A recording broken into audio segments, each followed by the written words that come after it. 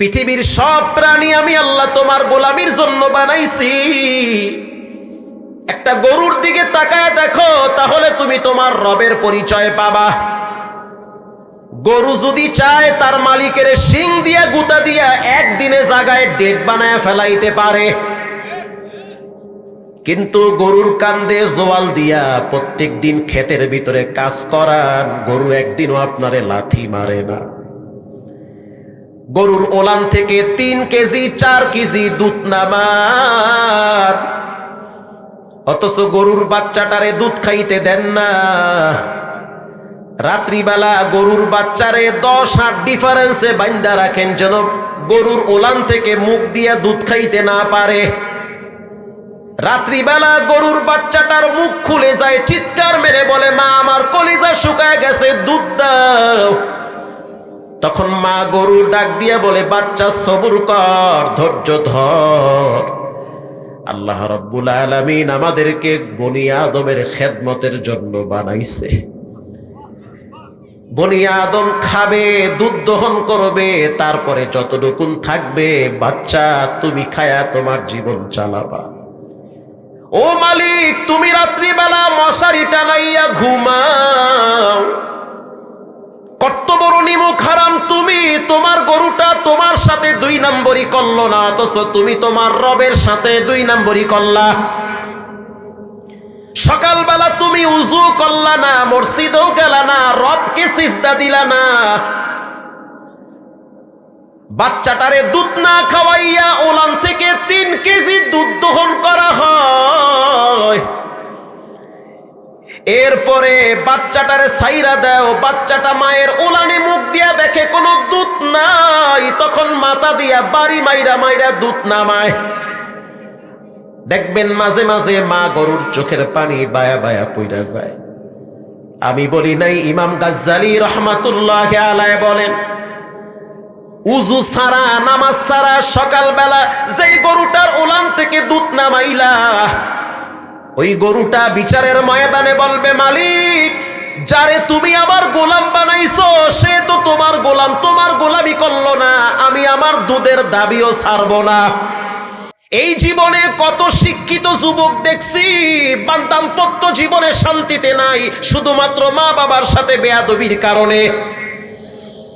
আবার এমনও মাওলানা দেখছি, এমনও ব্যক্তি দেখছি, এমনও সাধারণ জেনারেল মানুষ দেখছি, বউ চইলা গেছে তারপরও মা ছাড়ে নাই।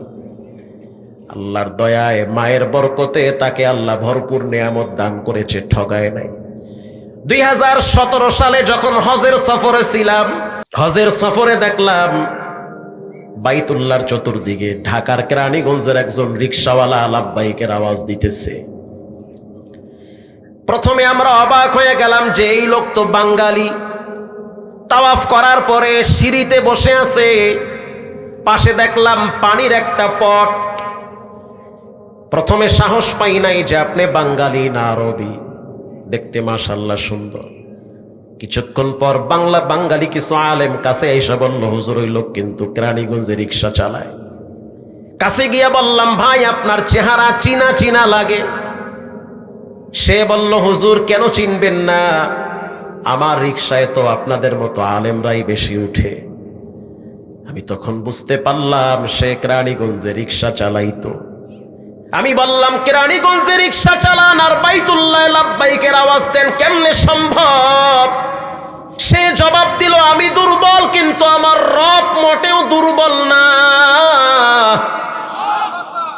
আমি অবাক হয়ে তাকায় রইলাম, তার ইমানের কাছে তো আমাকে ইমান ছাতায়ও কাজে লাগবে না। আমি রিক্সাওয়ালা দুর্বল হতে পারি কিন্তু আমার রব মোটেও দুর্বল না। আমি বললাম, বুঝতে পারছি, প্রসেসিংটা কি, সিস্টেম কি, কেমনে আসলেন হজে?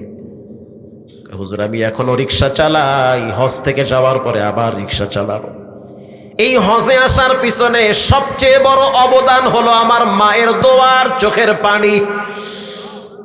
হুজুর আমার মা অসুস্থ, প্যারালাইজ, বিছানায় পড়ে গেছে। আমি আমার মায়ের একমাত্র সন্তান, শুধু একটাই ছেলে আমি। আমার 2টা বোন বিবাহ দিয়েছি, স্বামীর সংসারে ব্যস্ত, কিন্তু মায়ের খেদমত করার মতো কেউ নাই। আমার মা একা একা খাইতে পারে না, নিজে সুজি গরম কইরা আমি আমার মায়ের মুখে তুলে দেই। আমার মাকে আমি ঢাকায় নিয়ে আসছি চিকিৎসার জন্য। কিছুদিন পর পর গ্রাম থেকে ঢাকায় নেওয়া লাগে। চিন্তা করলাম এত টাকা পয়সা আমার খরচ করা সম্ভব না। আমি তো শিক্ষিত না যে আমার জন্য চাকরির ব্যবস্থা হবে। সিদ্ধান্ত নিছি রিক্সা চালাইয়া হালাল পয়সা উপার্জন করে আমি আমার মায়ের চিকিৎসা করব। ছোট্ট একটা রুম ভাড়া নিলাম, ছোট ছোট 2টা রুম ভাড়া নিছি। এক রুমে আমার মা থাকে, আর এক রুমে আমি আমার বউনিয়া থাকি। প্রত্যেক দিন আমার স্ত্রী বলে, তোমার মা তো বিছানায় প্রস্রাব করে দেয়, গন্ধে থাকতে পারি না। তখন আমি আমার স্ত্রীকে বললাম, ও বিবি আমার মায়ের প্রস্রাব তোমার নাকে গন্ধ লাগে, কিন্তু আমার নাকে আমি ঘ্রাণ পাই, কারণ সে তো আমার মা। তার পায়ের নিচে রব্বুল আলামিন আমার জান্নাত আর সুখ শান্তির চাবি দিয়েছে। হুজুর, আমার স্ত্রী মানসিকভাবে আমাকে টর্চার শুরু করেছে, হয় তুমি আমারে ছাড়ো, তা না হলে তোমার মাকে ছাড়ো। আমি তখন আমার স্ত্রীকে বললাম, বিবি আবার যেই মায়ের পেটে আমি ছিলাম, কষ্ট দিয়েছি, মার রাত ঘুম হারাম করেছি, অথচ আমার মায়ের খেদমত করা আমার জন্য ফরজ। আল্লাহর ইবাদত করা যেমন ফরজ, মায়ের খেদমত করাও কি ফরজ। আল্লাহ খুশি তখন হয় যখন মা খুশি হয়।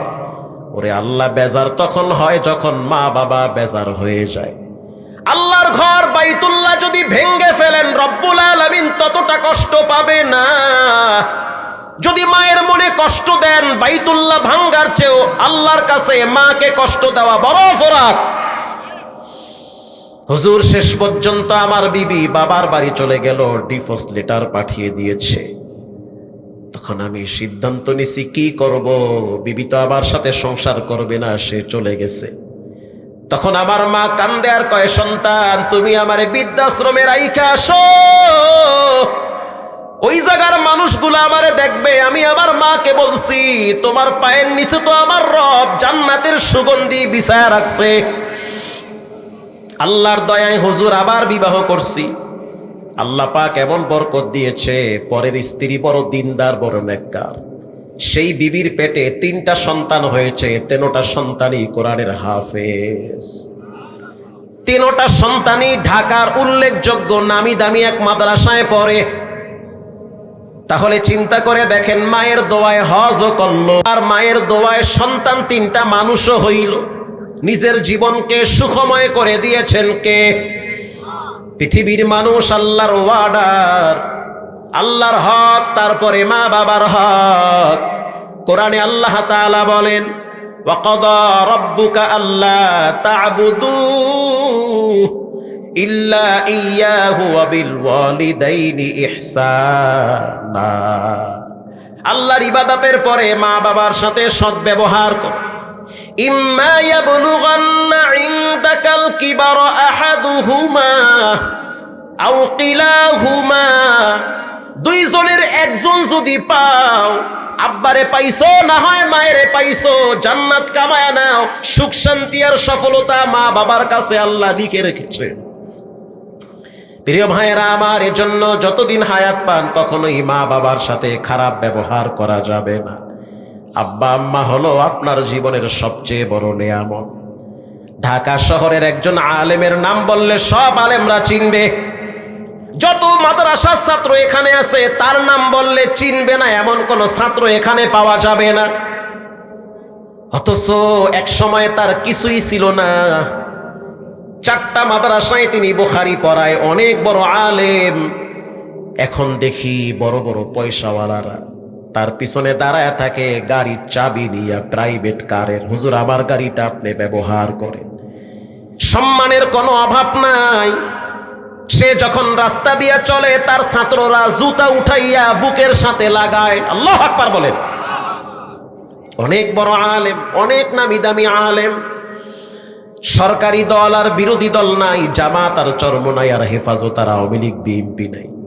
অনেক মানুষ তাকে মহব্বত করে, আমার চোখ দিয়া দেখছি।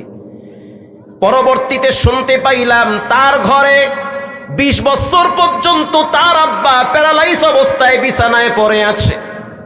সে একদিন চোখের পানি ছেড়ে দর্শে বসে কান্দে আর বলে, আমার সফলতার পিছনে আমার ওই অসুস্থ বাবার দোয়া সবচেয়ে বেশি কাজে লাগছে। তোমাদের এখানে ক্লাস কইরা যখন আমি ঘরে যাই, ঘরে গিয়া দেখি আমার বিবি ঘুমায়, সন্তানরাও ঘুমায়, কিন্তু আমার আব্বা প্রস্রাব পায়খানা করে বিছানা নষ্ট করেছে। আমার দামি জামাটা খুইলা কোমরে গামছা বাইন্দা আমি আমার আব্বার রুমে গিয়া বাবার প্রস্রাব পায়খানার খাতা পরিষ্কার করি।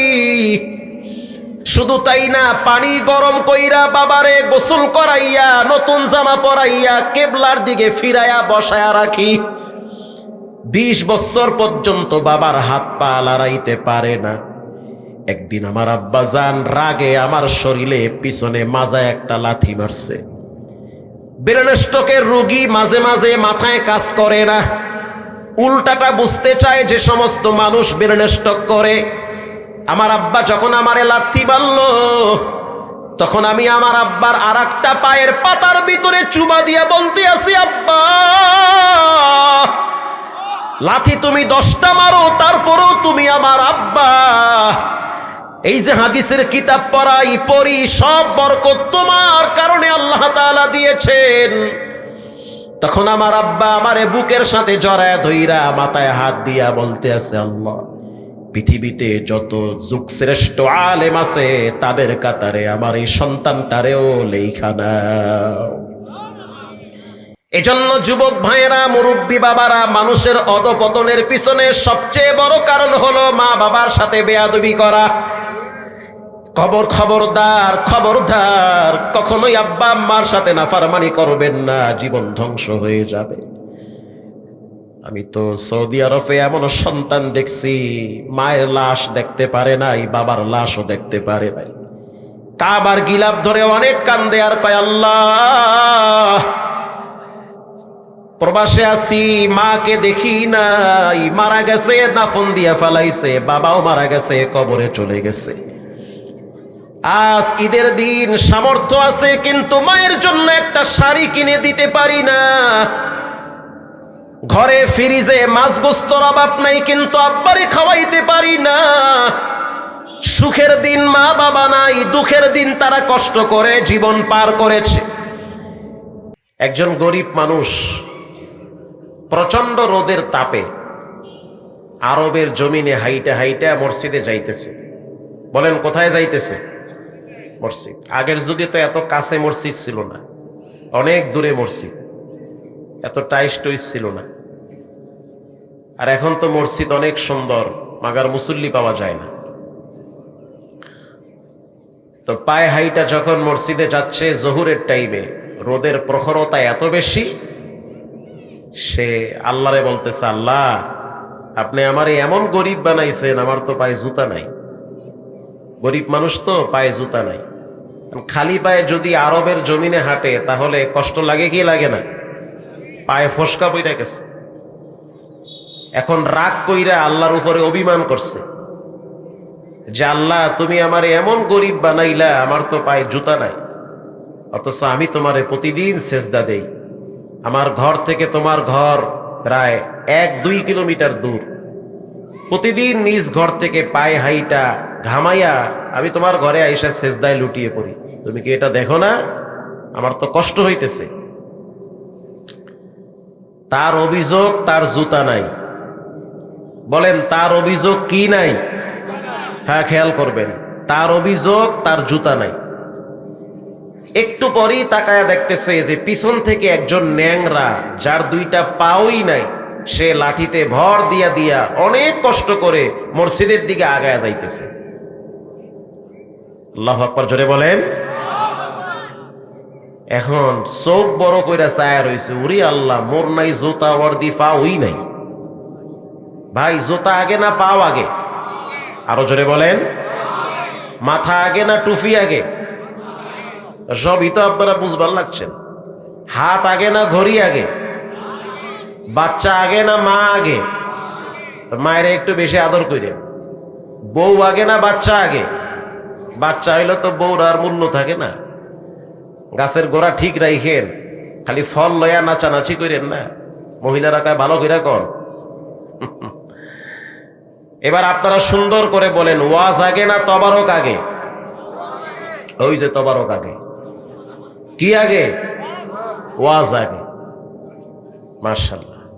তামান নাই জুতা হেরদি ফাউই নাই। এখন কানে ধরে আর কয়, আল্লাহ তুমি করলা কি? আমার নাই জুতা হেরদি, তুমি ফাউই দাও নাই। আল্লাহু আকবার। আল্লাহ কান ধরছি, জীবনে আর কমু না যে আমার জুতা লাগবে, আমার পাও গুলারে শেষ কইরো না। মারহাবা বলেন। মুরব্বীর কাছে গিয়া বলে, যার পাও নাই, গিয়া বলে, ভাই সাহেব আপনার যে পাও নাই কষ্ট লাগে না? লাগে কষ্ট। কষ্ট আবার কার না লাগে? সবাইরই লাগে পাও না থাকলে। বিবাহের অনুষ্ঠানে মানুষ আমারে দাওয়াত দেয় না, দূর থেকে মানুষ আমারে খোটা দেয়, কিরে ন্যাংরা, আমি জোরে হাঁটতে পারি না, আমার তো পাওই নাই। আচ্ছা তোমার যে পাও নাই, এই পাওটা ছাড়া তোমারে বানাইছে কেডা? আল্লাহ বানাইছে। আচ্ছা আল্লাহ যে বানাইছে, আল্লাহর উপরে কি রাগ উঠে না? তুই কইলি নাকি? দ্বিতীয়বার যদি এমন প্রশ্ন শুনি, তাহলে এই লাঠি কিন্তু তোমার ভিডিও উঠবে। আল্লাহু আকবার জোরে বলেন। এটাই ওয়াজ। হ্যাঁ, বুঝলে অনেক কিছু, না বুঝলে খালি টান আর সুর মারলে ওয়াজ হয় না। এখন দিল থেকে বুঝেন যে আল্লাহ আপনারে কত ভালো রাখছে, কত ভালো আপনি আছেন। কয়দিন আগে মুগদা মেডিকেলে এক রুগী দেখতে গেছি, আমি তো জুমা পড়াই মতিঝিলে। আহা, শরীর থেকে পুঁজ বায়া বায়া পড়তেছে, সুস্থ রুগী, একটু ফোড়া উঠছে, ফোড়া চুলকাইতে চুলকাইতে পাইকে গেছে গাড়িটা। এখানে একটা ফোড়া উঠছে, এখানে ওষুধ মারছে, এখানে আর একটা উঠছে। অনেক টাকার মালিক, কয়েকটা বাড়ির মালিক, মানিকনগরে কয়েকটা বাড়ি আসছে তার, অনেক সম্পদের মালিক, কিন্তু টাকা তো কাজে আসতেছে না। এত টাকা ব্যয় করে তারপরও সুস্থ হয় না, শরীর পছন্দ হয়ে গেছে। আমি তার পাশে বসলাম, মাথায় হাত বুলাইয়া দিলাম, বললাম ভাই কেমন আছে? অঝোর ধারায় কাঁদতেছে আর বলতেছে, হুজুর আমার যত সম্পদ আছে সব যদি আল্লাহ নিয়ে যায় কোনো আফসোস নাই, তারপর আমি সুস্থ হইতে চাই। আল্লাহু আকবার জোরে বলেন। যুবক ভাইরা, পাও আছে যাদের, শক্তি আছে যাদের, সাবধান, এটা আপনার দেওয়া পাও না, এটা আপনার রবের দেওয়া পা। যে কোনো টাইমে পা বেঁকা হয়ে যেতে পারে। বাংলাদেশে প্রত্যেক দিন ব্রেন স্ট্রোক করে অসংখ্য যুবক হাত পাও বেঁকা হয়ে হসপিটালে পড়ে থাকে। আমি সিআরপি হসপিটালে দেখার জন্য গিয়েছিলাম, সাভার সিআরপি। আপনার বিশ্বাস না হইলে আপনি কালকে গিয়ে দেখেন, মিছা হইলে আপনার জুতা আমার ফিট। সেনা অফিসার দেখছি, র্যাবের অফিসার দেখছি, নেভি অফিসার দেখছি। হুজুর সুস্থ মানুষ, ঘুমাইছি, ঘুম থেকে উঠে দেখি আমি বিছানায় নাই, নিচে পইরা গেছি। পরে দেখলাম এক সাইড লড়াইতে পারি না। আজকে প্রায় 4-5 বছর পর্যন্ত হুইল চেয়ার ব্যবহার করি, একা একা বাথরুমে যাইতে পারি না, অথচ বয়স 40ও হয় নাই। তাহলে চিন্তা করেন, আপনার পা, আপনার হাত, আপনার পুরা দেহ, এটা যে কোনো টাইমে আপনার রব অবশ করে দিয়ে বিছানায় ফালায় রাখতে পারে। ইন্নাস সামাআ ওয়াল বাসারা ওয়াল ফুআদ কুল্লু উলাইকা কানা আনহু মাসউলা। যা কিছু আছে সবগুলো দিয়েছেন কে? আল্লাহ তাআলা। এজন্য বেশি বেশি শুকরিয়া আদায় করবেন।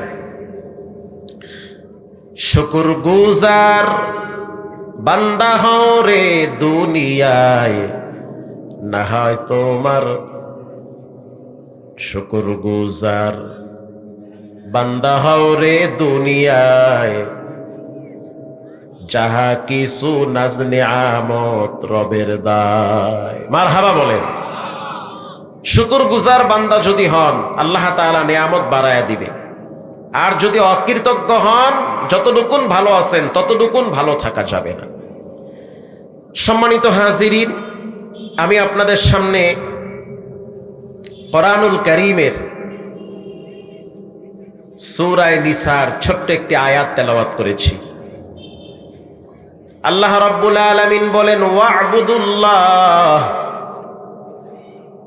পৃথিবীর মানুষ তোমরা একজনের বন্দিগি করো, দাসত্ব করো, গোলামি করো, ইবাদত করো, যিনি তোমার স্রষ্টা, যিনি তোমার রব। চিৎকার মেরে বলেন তিনি হলেন কে? এমন একজন রবের গোলামি করবে যার কোনো লয় নাই, কোনো ক্ষয় নাই। লা তাখুযুহু সিনাতুন ওয়ালা নাওম। পৃথিবীর মানুষ তোমরা এমন একজন রবের গোলামি করবে যার কোনো ঘুম নাই, কোনো তন্দ্রা নাই। তুমি ঘুমাও, তোমার রব ঘুমায় না। পৃথিবীর সব মানুষ যখন ঘুমের ভিতরে বিবর হয়, তখন রব্বুল আলামিন প্রথম আসমানে আইসা তার বান্দারে ক্ষমা করার জন্য ডাকতে থাকে। আরো জোরে বলেন, ক্ষমার জন্য ডাকে। আলামিন মুস্তাগফিরিন ফাগফিরুন। কে এমন পাপী আছো যে গুনাহ করে করে জীবনটারে নাপাক বানাইছো? আমি রবের কাছে ক্ষমা চাও, আমি ক্ষমা করার জন্য প্রস্তুত আছি। মারহাবা বলেন। একজন সাহাবী ছোট্ট একটা পাখির বাচ্চা নিয়ে নিজের ঘরে চলে আসছে, হাদিসে আসছে। পিছনে তাকায়া দেখলো পাখির বাচ্চাটার মা পিছনে পিছনে সাহাবীর ঘরে চলে আসছে। সাহাবী এবার পাখির বাচ্চাটা মাথায় নিছে, পাখির বাচ্চার মা পিছনে পিছনে মাথায় আইসে পড়ছে। সাহাবী এবার পাখির বাচ্চাটারে নিয়ে পাকের রুমে গেছে। ওই পাখির বাচ্চার মা পিছনে পিছনে পাকের রুম পর্যন্ত চলে গেছে। সাহাবী এবার চিন্তা করলো যে পাখির বাচ্চা নিয়ে নবীর দরবারে যাব। পাখির বাচ্চা নিয়ে নবীর দরবারে চলে গেল। পাখির বাচ্চার মা, ওই বাচ্চাটার মা অনেক দূরে একটা গাছের ডালে বসে আছে। সাহাবী বলল, হুজুর, আমি যখন বাচ্চাটা আনলাম তখন দেখলাম তার মা পাগলের মতো হয়ে গেছে। আল্লাহর হাবিব বলল, সাহাবী শুনে নাও, ভ্রাতৃত্ব ভালোবাসা প্রত্যেকটা পশু পাখির ভিতরে দিয়েছেন কে? এই মা পাখিটা তার বাচ্চারে যেই পরিমাণ ভালোবাসে, এর চেয়ে কোটি কোটি কোটি কোটি গুণ তোমার রব বান্দাদেরকে ভালোবাসে। তোমার রব বান্দাদেরকে এর চেয়ে কোটি গুণ ভালোবাসে। রমজান মাসের শেষের দিকে বাইতুল্লাহ শরীফের একজন ইমামের নাম হলো ইয়াসিদ দোসারি, যার তেলাওয়াত গোটা পৃথিবীর মানুষের কলিজায় জায়গা করে নিয়েছে। পৃথিবীর ভিতরে একটা আওয়াজ হলো সবচেয়ে মজার আওয়াজ, ওই আওয়াজটার নাম হলো কোরআনের আওয়াজ। এটা মানুষের দিল কেড়ে নেয়। ইয়াসিদ দোসারি যখন তেলাওয়াত করে তখন মনে হয় মক্কার অলিতে গলিতে কোরআনের নূর ছড়িয়ে পড়ে। ইয়াসিদ দোসারি যখন তেলাওয়াত করে তখন মনে হয় কোরআনের বাতাস মানুষের কলিজায় গিয়া লাগে।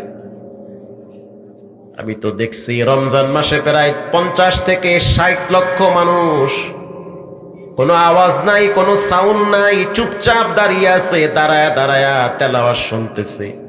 আর মনে হইতেছে জান্নাতের সমুদ্রে তারা হাবুডুবু খাইতেছে।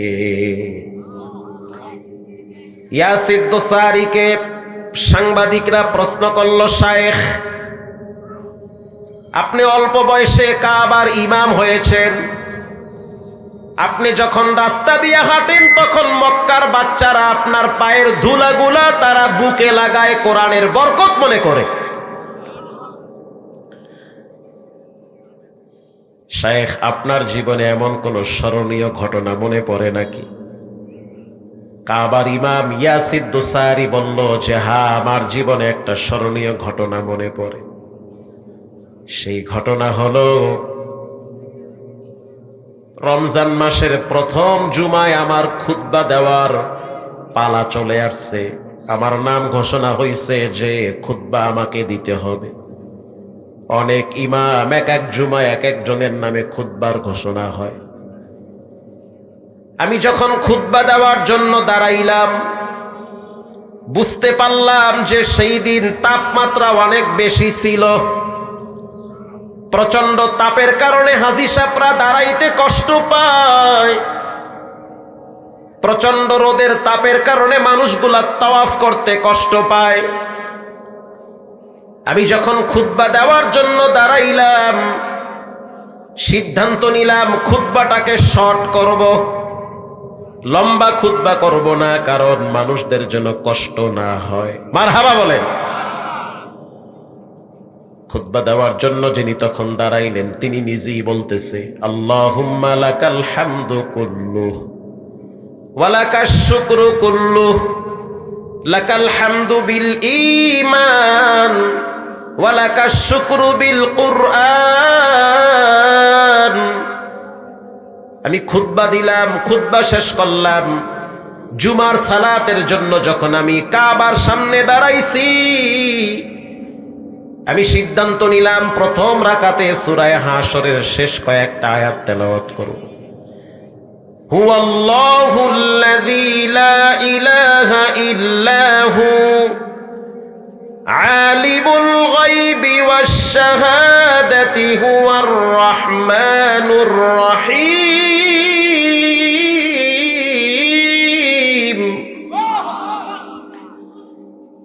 হুয়াল্লাহুল্লাযী লা ইলাহা ইল্লা হু الملك القدوس السلام المؤمن المهيمن العزيز الجبار عزيز الجبار المتكبر سبحان الله عما يشركون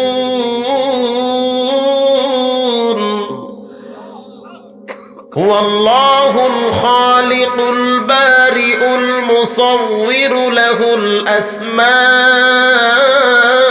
الحسنى يسبح له ما في السماوات والأرض وهو العزيز الحكيم।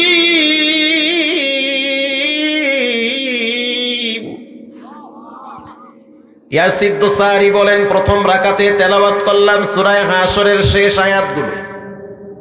দ্বিতীয় রাকাতে তেলাওয়াত করলাম সূরা কুরাইশ, লিইলাফি কুরাইশ ইলাফিহিম রিহলাতাশ শিতাই ওয়াস সাইফ ফালইয়াবুদু রাব্ব হাযাল বাইত। মারহাবা বলে, ফালইয়াবুদু রাব্ব হাযাল বাইত। ইয়াসির দোসারি বলেন, যখন আমি এই আয়াত তেলাওয়াত করলাম তখন আমার কলিজার ভিতরে কাঁপুনি শুরু হয়ে গেছে। ওই বক্তব্য এখনো আমার মোবাইলে আছে তার। জি, এটা বানোয়াট কাহিনী না, ইয়াসির দোসারি বলতেছে। যখন আমি কাবার সামনে দাঁড়ায় পড়লাম, ফালিয়াবুদু রাব্ব হাযাল বাইত, তোমরা এই ঘরের রবের গোলামি করো। আল্লাহু আকবার বলে। ইমাম সাহেব বলে, আমি তো সেই ঘরের সামনে দাঁড়ায় রইছি, হযরত আসওয়াদ আমার সামনে আছে, মাকামে ইব্রাহিম আমার ডান পাশে আছে, জান্নাতি দুইটা পাথর আমার ডানে আর বামে। আল্লাহু আকবার বলে। নামাজ শেষ করার পর আমি বুঝতে পারলাম পিছন থেকে কে যেন কাঁদতেছে। আমি যখন মাথাটা ঘুরাইলাম, তাকায় দেখলাম অনেক সুন্দর এক সুদর্শন যুবক আমার দিকে আসার জন্য মোটামুটি দৌড় মারা শুরু করছে। নিরাপত্তা কর্মীরা, সিকিউরিটি গার্ড, তারা তাকে আটকায় দিয়েছে, খবরদার কাবার ইমাম, 10 হাত দূরে থাকবা। ইয়াসির দোসারি বলেন, আমার দেখা বড় মায়া লাগছে, এত সুন্দর চেহারা, চোখের গোড়ার পানি বায়া বায়া বায়া বায়া এহরামের কাপড় ভিজতেছে। আমি তখন বললাম, তাকে আসার জন্য রাস্তা ছেড়ে দাও, কেন জানি তার প্রতি আমার মায়া জন্মাইতেছে। ও যখন আমার কাছে আসছে, আমি তাকায় দেখলাম ওর চোখ দিয়া পানি পড়তে পড়তে মনে হইতেছে চোখ দিয়া রক্ত ঝরতেছে। আমি তখন প্রশ্ন করলাম, কেন কাঁদো? সে বলল, আমি কাঁদি না, কে যেন আমারে কাঁদায়।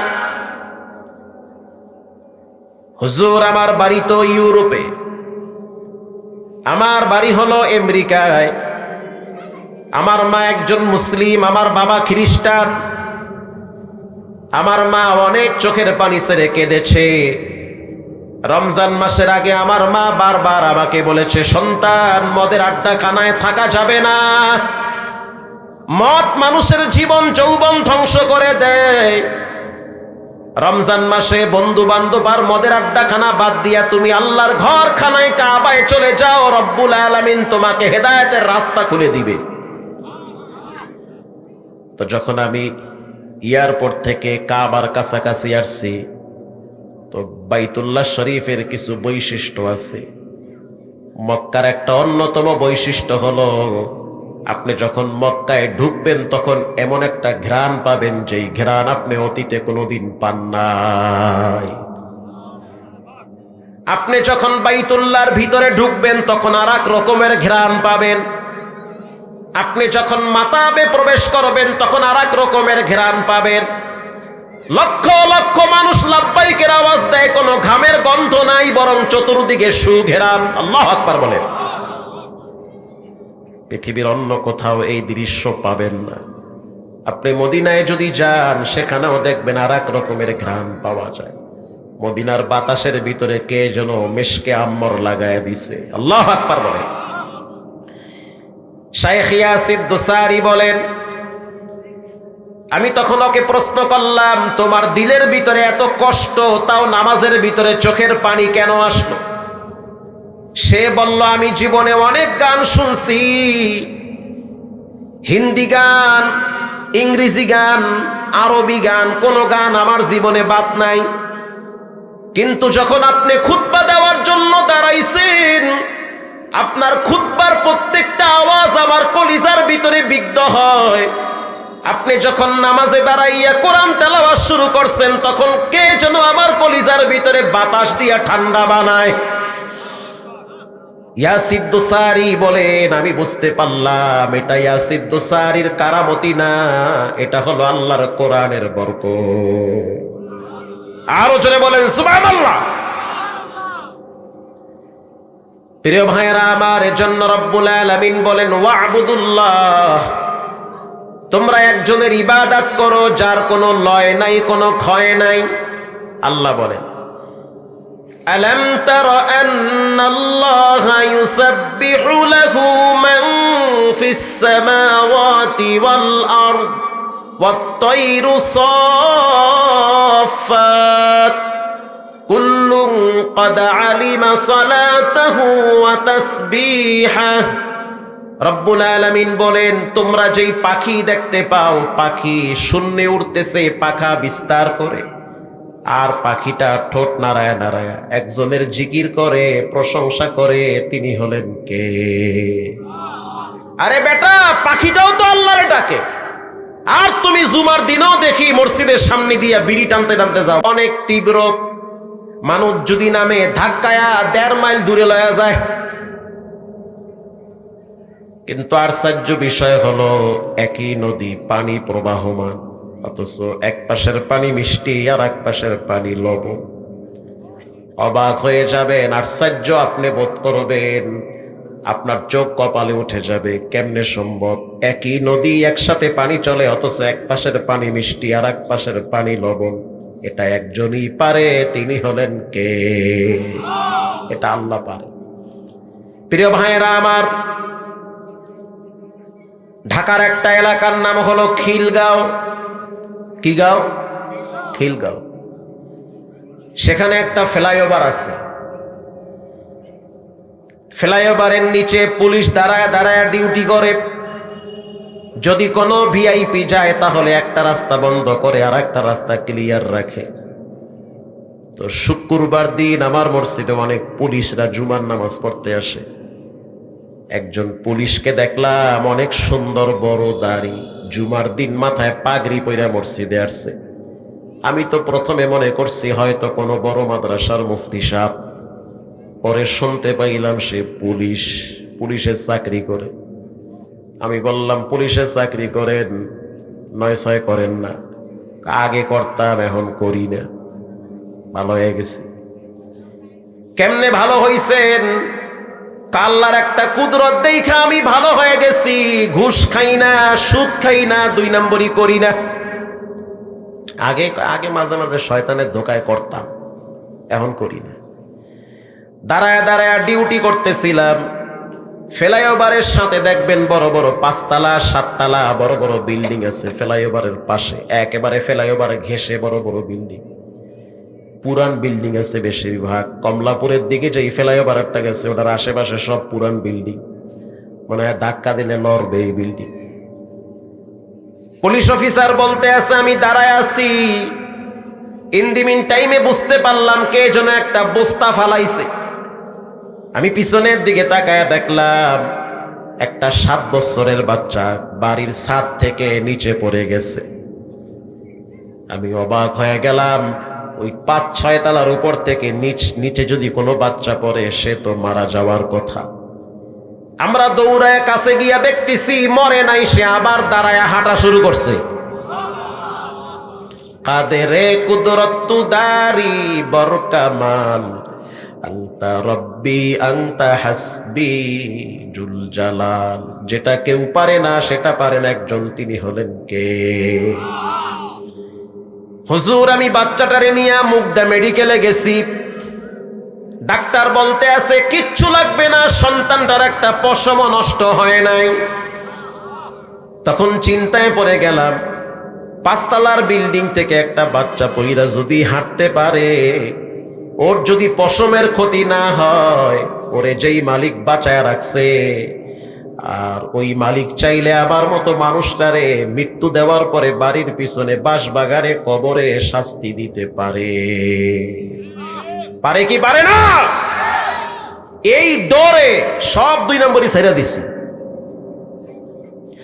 এজন্য রব্বুল আলামিন বলেন ওয়া'বুদুল্লাহ, তোমরা আল্লাহর ইবাদত করো। ঘরি হরদম বগুয়াদাল্লাহু নাগুয়াদ টুনটুনা টুনটুনা টুটু। আমি বলি নাই, আল্লামা জালালউদ্দিন রুমি বলছে, ঘরি হরদম বগুয়াদাল্লাহু নাগুয়াদ টুনটুনা টুনটুনা টুটু বজহের সাম এমি আয়াদ কে টুটু কেদর মানা বগুয়াদ আল্লাহু। আল্লাহু আকবার জোরে বলেন। আল্লামা জালালউদ্দিন রুমি বলেন, পৃথিবীর মানুষ তোমরা যেই ঘড়ি দেখতেছো, ঘড়িটা টিকটিক করে আওয়াজ দেয়। ওই ঘড়িটা টিকটিক করে আওয়াজ দেয় না, বরং টিকটিক করে রবের নামের জিকির করে। দলিল সে দলিল দিছে, ওয়া ইম মিন শাইইন ইল্লা ইউসাব্বিহু বিহামদিহি ওয়ালাকিন লা তাফকাহুনা তাসবিহাহুম। আল্লাহ বলেন পৃথিবীর প্রত্যেকটা বস্তু আমি আল্লাহর প্রশংসা করে। তার মানে যেই মাটিতে বসে আছেন, মাটিও একজনের প্রশংসা করে। জোরে বলেন তিনি হলেন কে? আপনার ডানে বামে যেই বাঁশগুলো দাঁড়িয়ে আছে, প্রাণহীন বাঁশ, রব বলেন সেটাও আমি আল্লাহর জিকির করে। বান্দা, পৃথিবীতে যত পশু প্রাণী দেখতে পাও সবাই কিন্তু আমি মালিকের প্রশংসা করে। আমি বলি নাই। হাইওয়াতুল হাইওয়ান কিতাব খুলে দেখেন, জীব জানোয়ারের চরিত্র সম্পর্কে কিতাবে লেখা আছে। বাঘ আল্লাহর একটা সৃষ্টি প্রাণী। বলেন বাঘ কার সৃষ্টি? বাঘ প্রতিদিন আল্লাহর কাছে বলে, আল্লাহ আমার মেজাজটা গরম আপনি ভালো করে জানেন, আমার রাগ বেশি তাও জানেন, আমি মরা মানুষ খাই না বরং জেতা মানুষ খাই। রব্বুল আলামিন আমার মেজাজ এত গরম থাকে এটা আপনি ভালো করে জানেন, বানাইছেন তো আল্লাহ আপনি। রব্বুল আলামিন যখন আমার সামনে কোনো মুমিন মুত্তাকিন পরেজগার তাকওয়াওয়ালা মানুষ পড়বে, তখন আপনি কুদরতি ভাবে আমার মেজাজটারে ঠান্ডা বানায় দিয়ে। কারণ আমি জানি বেয়াদব আল্লাহর রহমত থেকে অনেক দূরে। আল্লাহু আকবার বলেন। লিকুল্লি শাইইন জিনাতুন ফিল ওয়ারা ওয়াজিনাতুল মারজতামামিল আদাবি আদো খোদা খা হিমে তৌফিকে আদব বেআদব মাহরুমে গাশাজ ফজলে র।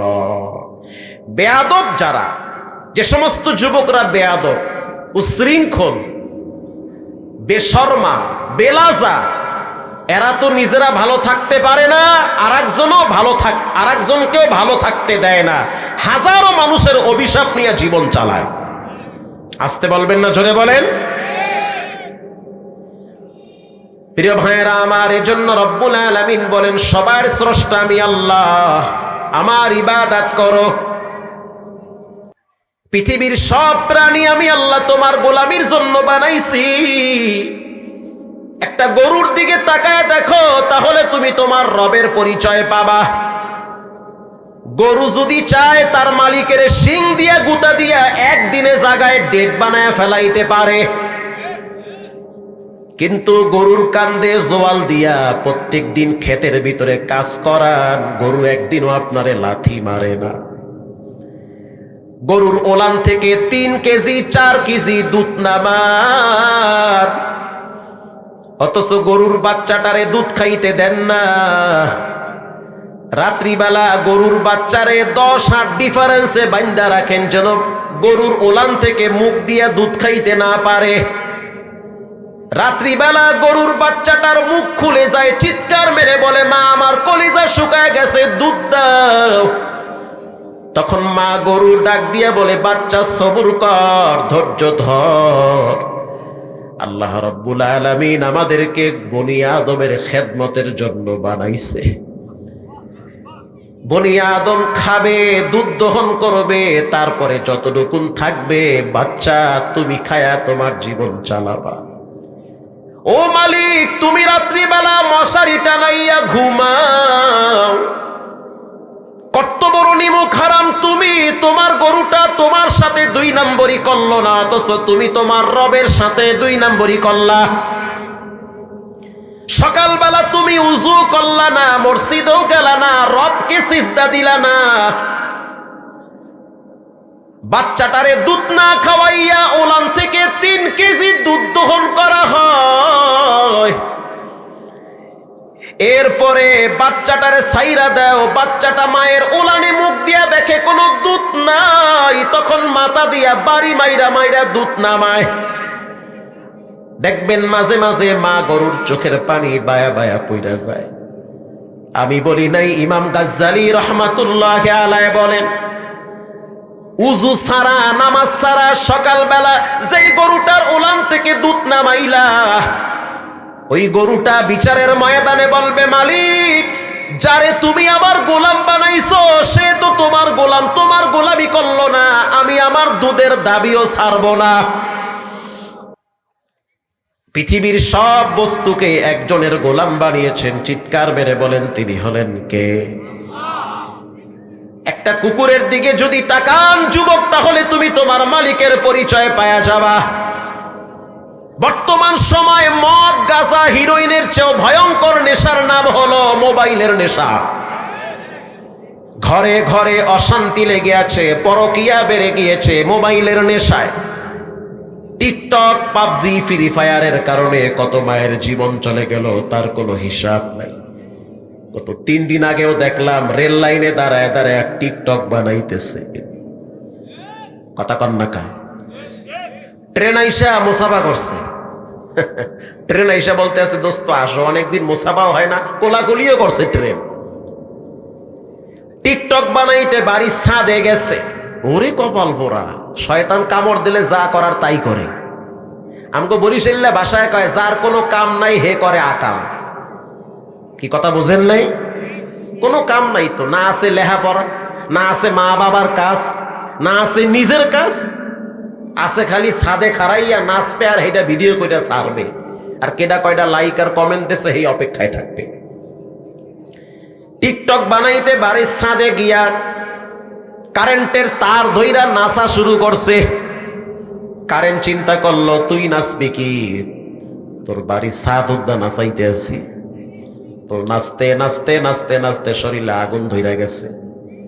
এজন্য সাবধান, এই মোবাইলের কারণে কত সন্তান নিজের মা বাবারে জবাই করছে। শরীয়তপুরে বয়ানে গেলাম, গিয়া শুনলাম সন্তান বাবারে কুড়াল দিয়া মারছে শুধু মোবাইলের কারণে। কুষ্টিয়ায় বয়ানে গেলাম, একই ঘটনা, মেয়ে তার মাকে বালিশ চাপা দিয়া মারছে মোবাইলের কারণে। ভোলায় বয়ানে গেছি, একজন আলেম তার সন্তান জালেম হইছে, বাপ একজন মুহাদ্দিস সাহেব, অথচ সন্তানকে বাধা দিয়েছে মোবাইল চালায়ও না, মোবাইল চালাও, তারপরও নিয়ন্ত্রণে থাকবা, খবরদার অপব্যবহার করা যাবে না। ছেলেটা ক্লাস 9-এ পড়ে, 24 ঘন্টা মোবাইল নিয়ে হাবুডুবু খায়। বাবায় ধমক দিয়া বলতে আছে, সন্তান রেজাল্ট তোমার খারাপ, হাতের লেখা ভালো না, ক্লাসে গেলে ঘুমাও, কারণ সারা রাত যেই ছেলেটা মোবাইল টিপে সে তো ক্লাসে লেখাপড়া করতে পারে না। বাবাই যখন রাগ করলো, সন্তান চিন্তা করলো বাবাই হলো আমার আনন্দ বিনোদনের পথের কাঁটা, শেষ পর্যন্ত সন্তান বাবারে জবাই করেছে। আউযুবিল্লাহ না নাউযুবিল্লাহ। বর্তমান ঘরে ঘরে ঘরে ঘরে মা বাবা সন্তানের হাতে নির্যাতনের শিকার হয়। শুধু সন্তানদের দোষ দিয়া লাভ নাই, মা বাবারও কিছু দোষ আছে। আল্লাহ রাব্বুল আলামিন কোরআনে বলেন, ইয়াউমা লা ইয়ানফাউ মালু ওয়ালা বানুন।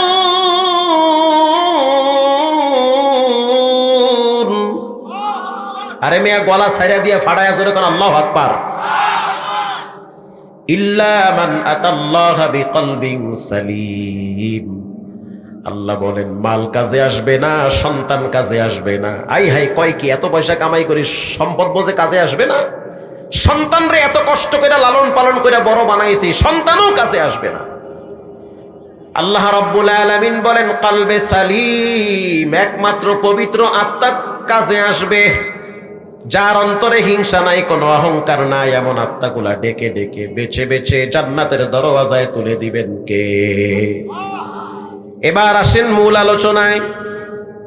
আল্লাহ রাব্বুল আলামিন বলেন তোমরা একজনের গোলামি করবা, তবে শিরিক মুক্ত গোলামি করা লাগবে। লা রাজ্জাকা ইল্লাল্লাহ। দোকান আমারে খাওয়ায় না, ব্যবসা আমারে খাওয়ায় না, জমিন আমারে খাওয়ায় না। আওয়াজ দিয়ে বলেন খাওয়ায় কে? বৃষ্টি আসতে পারে, আসবে আসবে বলা যাবে না, বলতে হবে আসতে পারে। শিরিক মানুষের পয়েন্টে পয়েন্টে জয়েন্টে জয়েন্টে ঢুকে যায়। আকাশ মেঘাচ্ছন্ন হইছে, আপনি কেমনে জানলেন যে বৃষ্টি আসবে? জিবরাইলকে আপনারে মেসেজ করছে যে বৃষ্টি আসতে আছে, তুমি বইলা দাও। এমনও তো হয় এক জায়গায় মেঘ করে বৃষ্টি হয় আর এক জায়গায়, ঠিক কিনা বলে? আল্লাহ রাব্বুল আলামিন বলেন শিরিক মুক্ত ইবাদত। 2 নম্বরে ওয়াবিল ওয়ালিদাইনি ইহসানা। আল্লাহর ইবাদতের পরেই হবে মা বাবার সাথে ভালো ব্যবহার। এই সমাজের অধিকাংশ যুবকরা মা বাবার অভিশাপ নিয়ে জীবন চালায়। আবার বলি, 5 বার বলবো, এই সমাজের অধিকাংশ ছেলে মেয়েরা মা বাবার অভিশাপ নিয়ে জীবন চালায়। মা বাবার বরদোয়া নিয়ে জীবন চালানো মানি জাহান্নামের রাস্তা দিয়ে হাঁটা। কোন সন্তানের উপরে যদি মা বাবার বরদোয়া থাকে, খোদার কসম সেই সন্তান কোনোদিন সফলতা পায় না। দুনিয়ায় যদি সফলতা চান, 2 জন ব্যক্তি লাগবে। একজন হলো মা, আর একজন হলো ঘরের নেককার স্ত্রী। সফলতার জন্য 2 জন ব্যক্তি লাগবে। কেউ যদি সফলতা চায়, সে যেন মনে করে 2 জন মানুষ আমার ঠিক রাখা লাগবে। 1 নম্বরে মায়ের দোয়া, 2 নম্বরে বিবির সহযোগিতা। মা যদি দোয়া করে, স্ত্রী যদি আপনাকে সহযোগিতা করে, ঘরটারে জান্নাতের বাগান বানায় দিবেন কে? নড়াইল একটা এলাকার নাম হইল কালিয়া। কালিয়ায় বয়ানে যাওয়ার পরে 3 রাস্তার মোড়ে দেখবেন একটা চায়ের দোকান, ভ্যারাইটিস মালের দোকান। তো সেই দোকানে যেই লোক বসে বসে বেচা কিনা করে, দোকানের মালিক দেখতে অনেক ছোট, নাম হলো আব্দুল সাত্তার, লেখাই আছে সাত্তার ভ্যারাইটিস। মারহাবা বলেন। বিশাল দোকান, কিন্তু চা বিক্রি করে। রাত যত গভীর হয় তার চার দোকান তত জমজমাট হয়। দেখতে ছোট, মানুষ মানায় না, হাতগুলা ছোট, পা গুলা ছোট। যখন আমি দোকানে ঢুকলাম, আমার দিকে তাকায় রয়েছে, হুজুর এই বয়ানকার, মানে আমার বয়ান বাইর করে দেখায়। তখন বুঝলাম তার মোবাইলে আমার বয়ান আছে, টিভিতেও বয়ান আছে। তা আমি বললাম, আপনি ছোট মানুষ, আমগো ভাষায় আমরা বলি বাউইন মানুষ। কি মানুষ? বাউইন। বানাইছে কে? আল্লাহ বানাইছে। অথচ এত বড় একটা দোকানদারি করতেছেন, কেমনে এত বড় বাজার মিলাইলেন? সে বলতে আছে, হুজুর আমার তো ভিক্ষা করার কথা, কিন্তু রব্বুল আলামিন আমাকে এমন দুইটা নিয়ামত দান করছে যার কারণে আল্লাহ তাআলা আমারে লক্ষ লক্ষ টাকার মালিক বানাইছে। আমি তাকায় দেখলাম তার দুইটা পা নাই। এই কথা কয় কে কোনায়? আমার পা নাই দুইটা। তাকায় দেখলাম আসলেই তার পা নাই। আমি আবার তাকে প্রশ্ন করলাম, ভাই আপনার তো পা নাই, খোদার কসম দিয়া বললে কাফারা দেওয়া লাগবে না। সেই যেই জবাবটা দিল, শোনার পরে আমার দিল ঠান্ডা হয়ে গেছে। সে বলল, হুজুর কে বলেছে আমার দুইটা পা নাই? হুজুর আল্লাহর দয়ায় আমার চারটা পা আছে। আল্লাহু আকবার বলেন। আমি তো পিছনে ঘুরে দেখি পা তো হ্যাঁ নাই, আবার চারটা পা করতে আইলে। সে আমাকে বলতে আছে, দুইটা হলো আমার মায়ের পা, দুইটা হলো আমার বউয়ের পা। এই চার পায়ের শক্তিতে রব্বুল আলামিন আমাকে সফলতা দান করেছে। যখন আমার বিবাহের বয়স হয়েছে, আমার মা আমার জন্য মেয়ে দেখার জন্য চতুর্দিকে সংবাদ ছড়ায় দিল। কেউ মেয়ে দিতে চায় না, কারণ আমি প্রতিবন্ধী, দেখতে মানায় না, চেহারাও সুন্দর না, দুইটা পা তাও আবার ছোট। মহল্লার কেউ আমাকে মেয়ে দিবে না। কিন্তু আল্লাহ রাব্বুল আলামিন আমার জন্য তো জুরি লাইখা রাখছে। কে রাখছে? আল্লাহ রাখছে। কিছুদিন পরে মায়ের কাছে সংবাদ আসলো, আমাদের 2-3 গ্রামের দূরে একটা মেয়ে ডাইরেক্ট প্রস্তাব পাঠাইছে যে ওই ছোট মানুষের সাথে আমি সংসার করতে চাই। হুজুর আমি যখন আমার স্ত্রীর সাথে প্রথম রুমে গেলাম, আমার স্ত্রী দেখতে শুনতে মাশাআল্লাহ, কিন্তু আমি ছোট, সাইজে ছোট, আসলে ছোট না, পাকা পেলে আর সাইজে ছোট। সে বলল, হুজুর যখন আমি আমার বিবির সাথে রুমে গেছি, আমার স্ত্রী আমাকে বলল, স্বামী আল্লাহর কাছে সবচেয়ে ঘৃণিত ওই ব্যক্তি যে ব্যক্তি মানুষের কাছে হাত পাতে। অতএব তুমি কারো কাছে হাত পাতবা না, ভিক্ষা করবা না। আল্লাহর জমিনে রেজেকের কোনো অভাব নাই। আল্লাহ তোমারে বানাইছে, তোমার রেজেকের দরওয়াজাও খুইলা রাখছে। তখন আমি বললাম, বিবি আমার, আমি কেমনে টাকা পয়সা উপার্জন করব? কে আমারে কাজ দিবে? এতদিন তো বাফের হোটেলে খাইছি, এখন তো বিবাহ করছি, তুমি আমার স্ত্রী, সংসার তো চালাইতে হবে। চিৎকার মেরে বলল, স্বামী আমার, সংসার চালাবার মালিক তুমি না, তোমার আল্লাহ। তুমি চেষ্টা করো। হুজুর আমার বিবি আল্লাহ এমন মিলাইছে যে নেককার স্ত্রী। কানের দুইটা দুল খুলে আমার হাতে রাইখা বলতে আছে, স্বামী বিক্রি করে ছোট্ট একটা চায়ের দোকান দাও। তোমার কাজ হলো চেষ্টা করা, তোমার রবের দায়িত্ব হলো তোমার জন্য রেজেকের রাস্তা খুলে দেওয়া। ওই দুইটা কানের দুল বিক্রি করে ছোট্ট একটা চায়ের দোকান দেওয়া শুরু করলাম।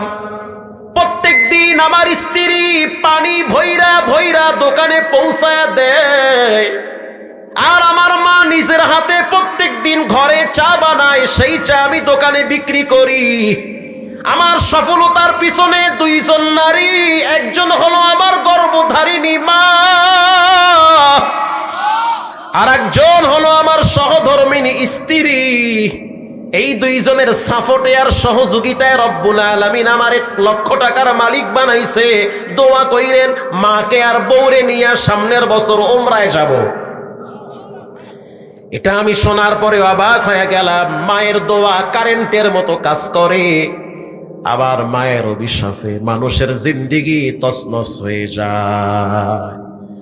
চাঁদপুর বাস স্ট্যান্ডে গিয়া দেখেন ভিক্ষা করে, ইংরেজিতে কথাও বলে, লিখতেও পারে। এই জীবনে কত শিক্ষিত যুবক দেখছি, দাম্পত্য জীবনে শান্তিতে নাই, শুধুমাত্র মা বাবার সাথে বেয়াদবির কারণে। আবার এমনও মাওলানা দেখছি, এমনও ব্যক্তি দেখছি, এমনও সাধারণ জেনারেল মানুষ দেখছি, বউ চইলা গেছে তারপরও মা ছাড়ে নাই।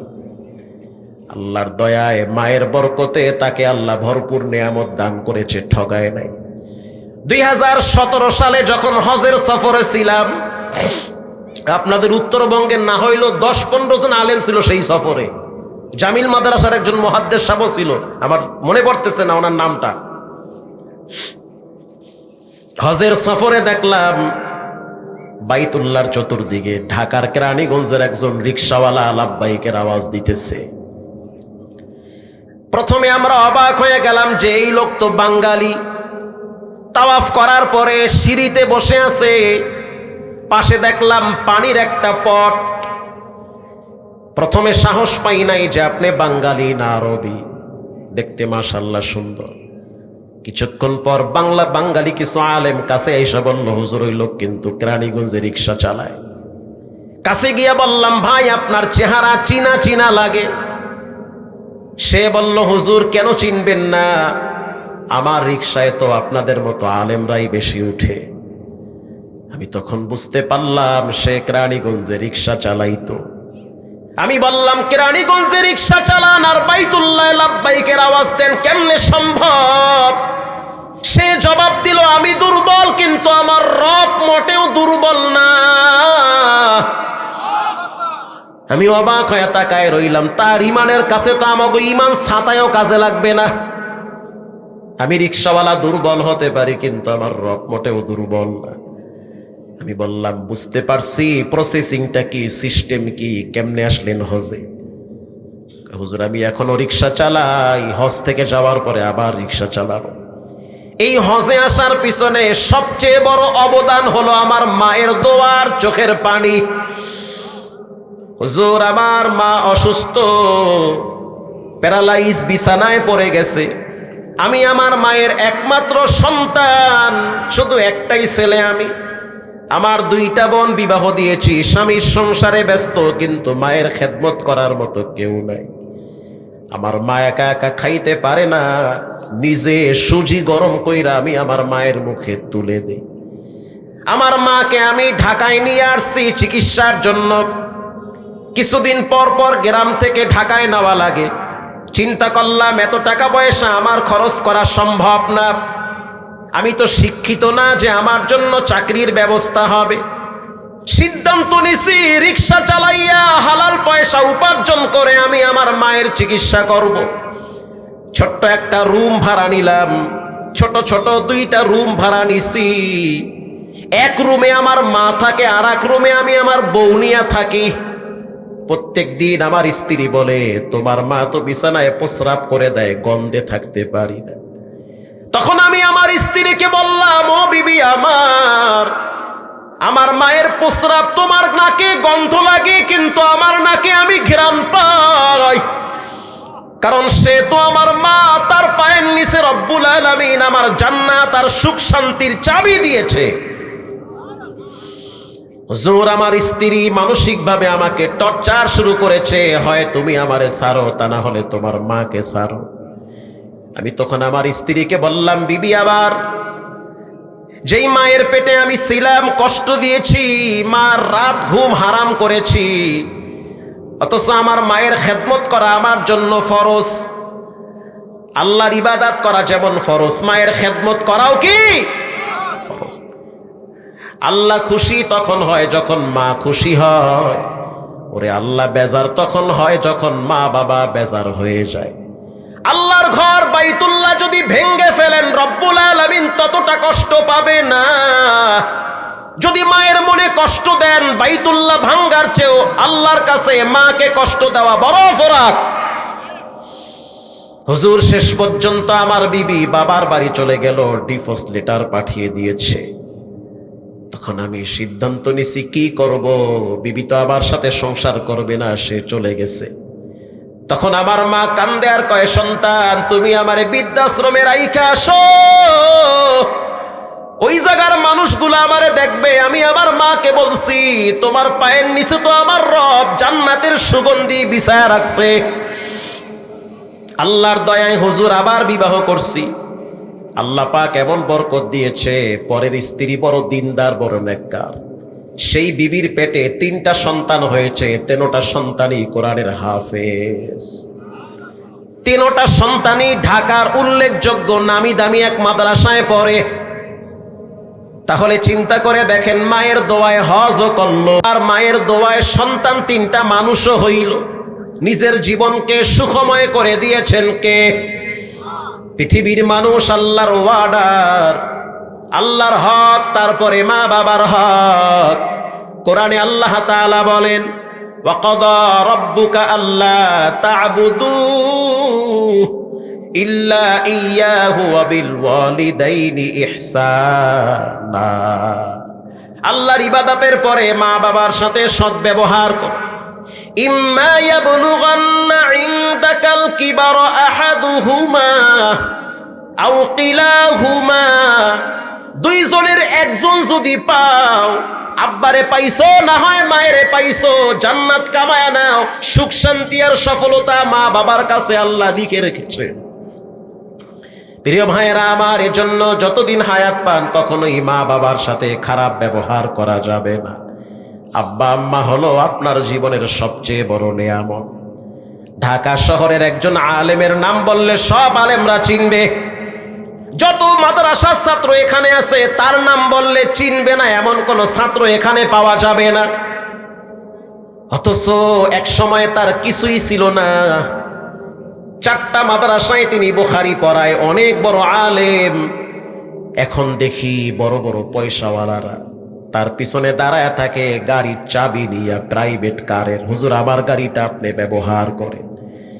সম্মানের কোনো অভাব নাই। সে যখন রাস্তা দিয়ে চলে, তার ছাত্ররা জুতা উঠাইয়া বুকের সাথে লাগায়। আল্লাহু আকবার বলেন। অনেক বড় আলেম, অনেক নামি দামি আলেম। সরকারি দল আর বিরোধী দল নাই, জামাত আর চরমোনাই, আর হেফাজত আর আওয়ামী লীগ বিএনপি নাই। অনেক মানুষ তাকে মহব্বত করে, আমার চোখ দিয়া দেখছি।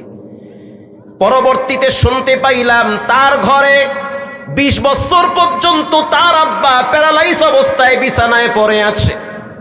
সে একদিন চোখের পানি ছেড়ে দর্শে বসে কান্দে আর বলে, আমার সফলতার পিছনে আমার ওই অসুস্থ বাবার দোয়া সবচেয়ে বেশি কাজে লাগছে।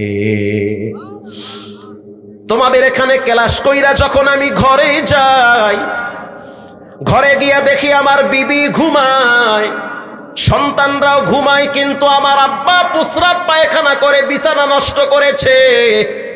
আমার দামি জামাটা খুইলাম, কোমরে গামছা বান্ধা আমি আমার আব্বার রুমে গিয়া বাবার প্রস্রাব পায়খানার খাতা পরিষ্কার করি। শুধু তাই না, পানি গরম কইরা বাবারে গোসল করাইয়া নতুন জামা পরাইয়া কেবলার দিকে ফিরাইয়া বসায়া রাখি। 20 বছর পর্যন্ত বাবার হাত পা লড়াইতে পারে না। একদিন আমার আব্বা জান রাগে আমার শরীরে পিছনে মাজায় একটা লাথি মারছে। ব্রেন স্ট্রোকের রোগী, মাঝে মাঝে মাথায় কাজ করে না। উল্টাটা বুঝতে চায় যে সমস্ত মানুষ ব্রেন স্ট্রোক করে। আমার আব্বা যখন আমারে লাথি মারল, তখন আমি আমার আব্বার আরেকটা পায়ের পাতার ভিতরে চুমা দিয়া বলতে আছি, আব্বা লাথি তুমি 10টা মারো, তারপরও তুমি আমার আব্বা। এই যে হাদিসের কিতাব পড়ি, সব বরকত তোমার কারণে আল্লাহ তাআলা দিয়েছেন। তখন আমার আব্বা আমারে বুকের সাথে জড়ায় ধইরা মাথায় হাত দিয়া বলতে আছে, আল্লাহ পৃথিবীতে যত যুগশ্রেষ্ঠ আলেম আছে তাদের কাতারে আমার এই সন্তানটারেও লেখা নাও। এজন্য যুবক ভাইয়েরা, মুরব্বী বাবারা, মানুষের অধপতনের পিছনে সবচেয়ে বড় কারণ হলো মা বাবার সাথে বেয়াদবি করা। খবরদার, কখনোই আব্বা আম্মার সাথে নাফরমানি করবেন না, জীবন ধ্বংস হয়ে যাবে। আমি তো সৌদি আরবে এমন সন্তান দেখছি, মায়ের লাশ দেখতে পারে নাই, বাবার লাশও দেখতে পারে নাই। কাবার গিলাপ ধরে অনেক কান্দে আর কয়, আল্লাহ প্রবাসে আছি, মাকে দেখি নাই, মারা গেছে, দাফন দিয়া ফেলাইছে, বাবাও মারা গেছে, কবরে চলে গেছে। আজ ঈদের দিন সামর্থ্য আছে কিন্তু মায়ের জন্য একটা শাড়ি কিনে দিতে পারি না, ঘরে ফ্রিজে মাছ গোস্তর অভাব নাই কিন্তু আব্বারে খাওয়াইতে পারি না। সুখের দিন মা বাবা নাই, দুঃখের দিন তারা কষ্ট করে জীবন পার করেছে।